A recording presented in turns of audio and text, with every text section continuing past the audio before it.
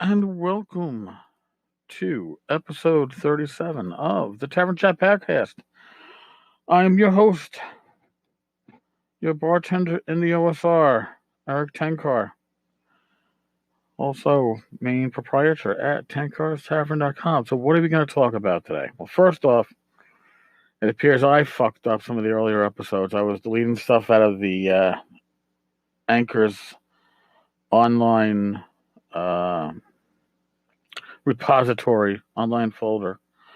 And I didn't realize if I deleted old recordings, it would actually remove them from the saved episodes. Live and learn. I'll see if I can fix that. I doubt it. Oh well. There we go. There's a fuck up by me. No, I want to talk about concepts, I guess. What is the OSR? And the OSR is something that's very hard to define. It's like porn. You know it when you see it, and pretty much everybody has their own. Well, not everybody, but one man's porn is another man's art, or one man's art to another man's porn.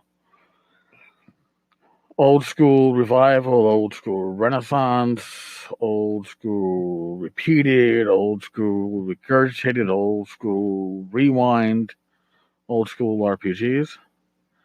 It can stand for a lot of things, but what does it really mean? Now, my definition goes beyond the games. To me, the OSR is a community.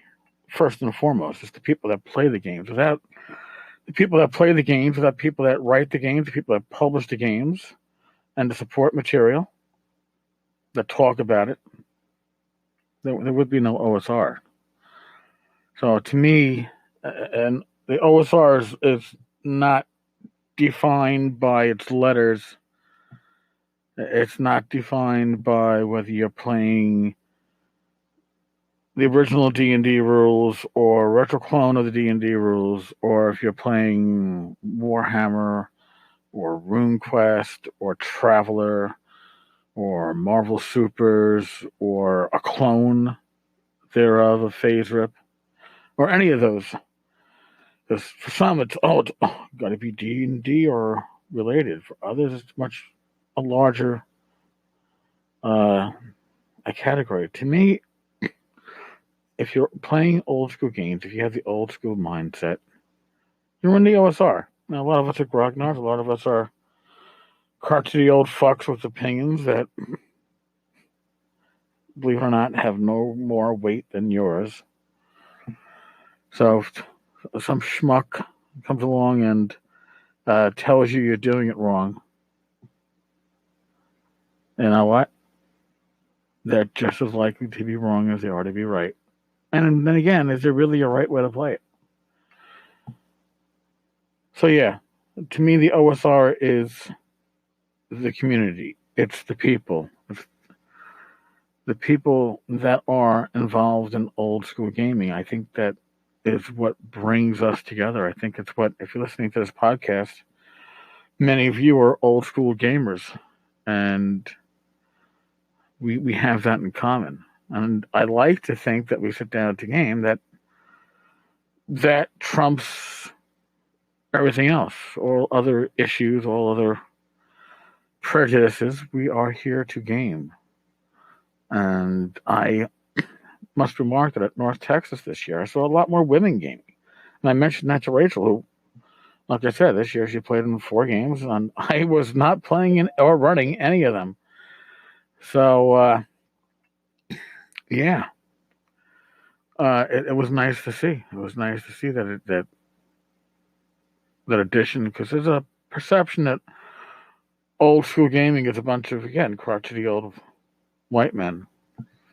And that's when gaming first came to the forefront, role-playing games. Yeah, I mean, it diverged from wargaming, which was, I guess, mostly college-age individuals, probably male whites by a large definition, playing war games that then moved on, some of them, to playing role-playing games. But we've moved beyond that. That's a beautiful thing to see. So that's how I see the OSR. It's the community. It's an ever-growing community. It's beautiful. I love it. I love being part of it. It's an exclusive club without membership fees and without requirements other than play the games and try to be nice to each other. So there's something else I want to define or talk about is what is a neutral ground. The tavern I declare to be a neutral ground, right? I declare the Facebook community to be a neutral ground. There are certain things we don't discuss. We don't discuss politics. We don't discuss social issues. But there are folks that feel that if they go to a neutral ground, there should not be any content that might offend them, that they might, from their own personal perspective, their own personal prejudices, their own personal history, that they should be able to go to a neutral ground and not be offended. And that is not what a neutral ground is. If you're looking for a place where you will never be offended, I guess in today's modern terminology, that would be a safe space. A neutral ground is not a safe space. A neutral ground is where you must make a conscious effort to leave your prejudices behind. That goes for everybody in it. By leaving your prejudices behind, you're able to have conversations, in this case, dealing with gaming that you hopefully aren't bringing in real-life baggage to. That's why it's a neutral ground. Like a neutral ground where everybody leaves their weapons at the door, or we used to call it peace. Your weapons must be peace knotted before entering this tavern. That is where we are when it comes to a neutral ground. It's a responsibility on everybody to come into it and be prepared to discuss gaming. In the case of the tavern, mostly old school gaming, but we talk about all types of gaming, and to talk without bringing in baggage from real life. Okay, and that's like I said, you will be offended. Somebody to say something that's going to offend you, whether it's intentional or not. I hope it's not intentional, because I can ask you to leave your prejudices or your real life issues and things that really drive you behind, but you can never fully leave it behind. But you can choose not to be offended. You can choose to take what somebody says as it was meant in what manner they mean to offend. Like I said, that's why we keep out the real world stuff from the tavern. I know some people feel that it should be there, but well, we can't do it. I'd actually have to pay people to moderate if that was the case, because listen, we all have opinions. We all have things that drive us. We all have issues in the real world that we feel passionate about. But when you're in a place like the tavern, or I guess the Gold Peace Adventures community on Facebook, other places that declare themselves a neutral ground, you have to remember that you're there to be talking about gaming and to take everything from a gaming perspective, not from a real world perspective. Perspective. I'm losing my mind. So that's where we are on that. Later on this morning, this is Friday morning, later on this morning, I'm going to be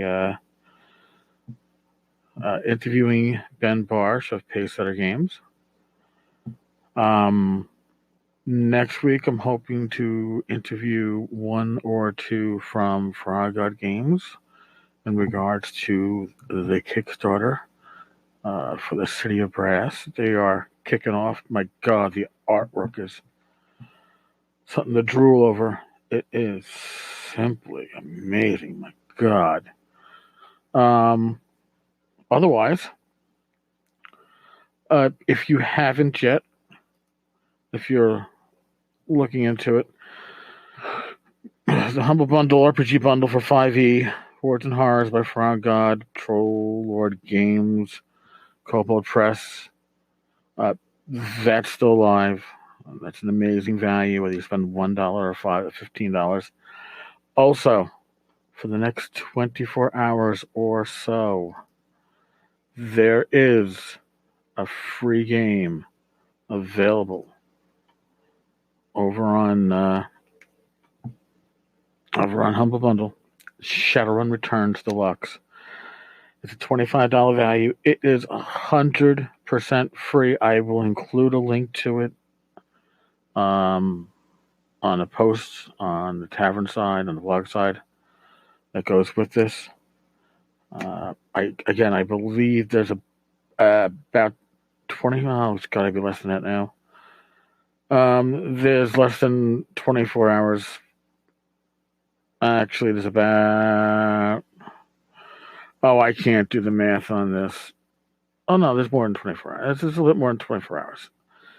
All right, probably ends around noon Eastern on Saturday, but I would grab it today. It works on Windows, Mac, Linux. I mean, really, and it's free, as in like air. I would say water, but water isn't free anymore.